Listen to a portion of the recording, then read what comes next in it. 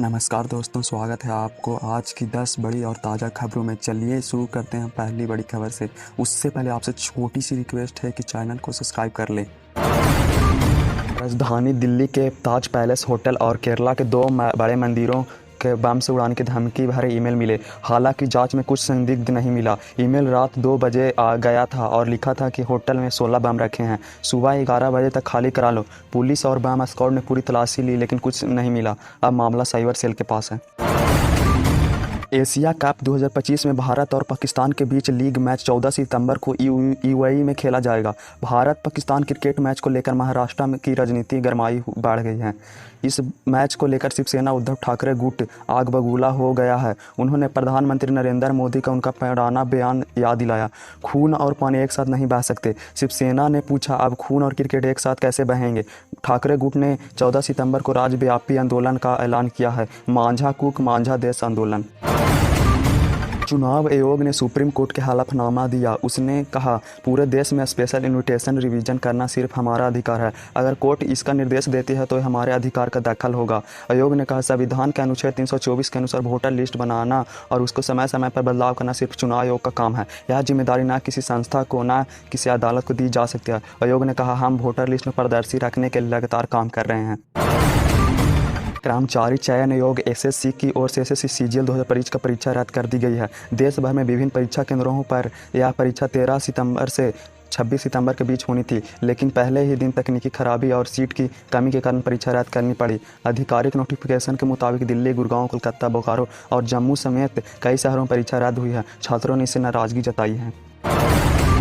स्वयं सेवक संघ प्रमुख मोहन भागवत ने शुक्रवार को नागपुर से में कहा, लोग को डर है कि अगर भारत मजबूत हुआ तो उनका क्या होगा, इसलिए टैरिफ लगाए जा रहे हैं। उन्होंने किसी देश का नाम नहीं लिया। कहा, ऐसे कदम वो लोग उठाते हैं जो हमेशा चर्चा में रहना चाहते हैं। दरअसल ट्रंप ने 30 जुलाई को भारत पर 25% टैरिफ का ऐलान किया था, जो 7 अगस्त से लागू हुआ। वहीं रूस से तेल खरीदने की वजह से भारत को 25% एक्स्ट्रा टैरिफ ही लगाया गया। ट्रंप ने कहा था, भारत रूस से सस्ता तेल खरीदकर खुले मार्केट में बेच रहा है।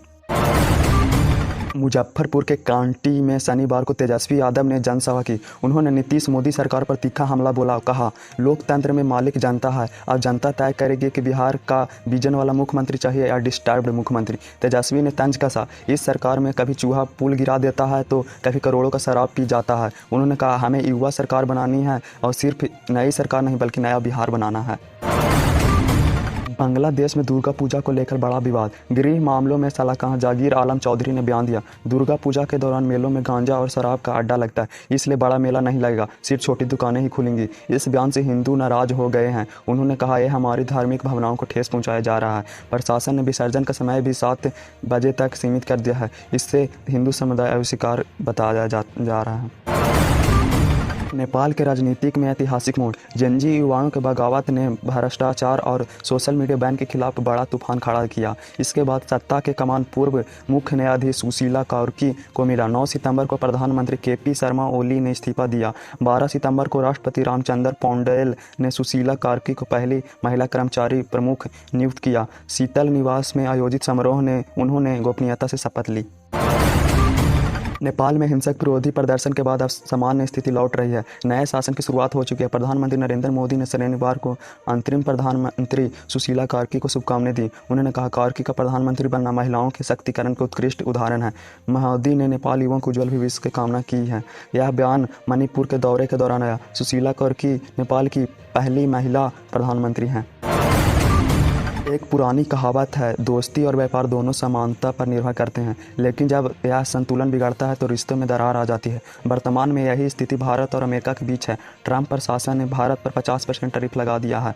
उन्होंने भारत को शर्त दी है, रूसी से तेल खरीदना बंद करो और अमेरिकी तेल खरीदो। 27 अगस्त में टैरिफ को दोगुना कर दिया गया था, जो पहले से 25% था।